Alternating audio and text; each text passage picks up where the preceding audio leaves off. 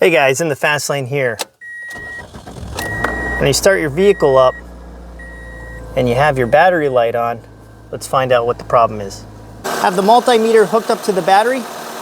We have the positive lead on the positive terminal and the negative lead on the negative terminal. Right now we're getting 12.3 volts. Now that's not right. With the vehicle running, we should be seeing above 13.6 all the way up to about 14.2, 14.3 volts. Now I've just gone in the vehicle and turned the AC on max, and I've also turned on the headlights, as you can see, and we're dropping in voltage. So that tells us that the alternator is not charging this battery. We're gonna take it a step further and we're gonna set our multimeter to amps. We're gonna go 20 amps. You can put it at 2 amps as well. And we're gonna put it right here on the charge cable. And we're getting almost no amps.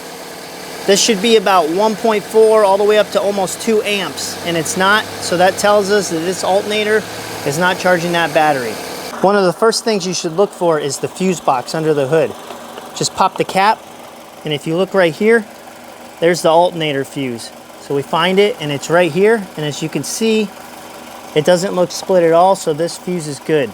If this fuse ends up being split right here, go ahead and replace it, and that very well could be your problem. Now that we have the battery indicator light off, let's go under the hood, test the voltage, and see how an alternator should properly work. We have the headlights on, AC on full blast, and this is the voltage we're getting. You want over 13.6 volts, and that'll indicate that the alternator is charging your battery properly. Let's test for amps. Set it to 20 amps, clamp it on the charge wire, and as you can see, we're getting 2.1 amps. Anywhere over, I would say 1.6 amps, and you're doing good. Now this is with the headlights on and the AC on max, so when they're off, you're gonna get less amperage.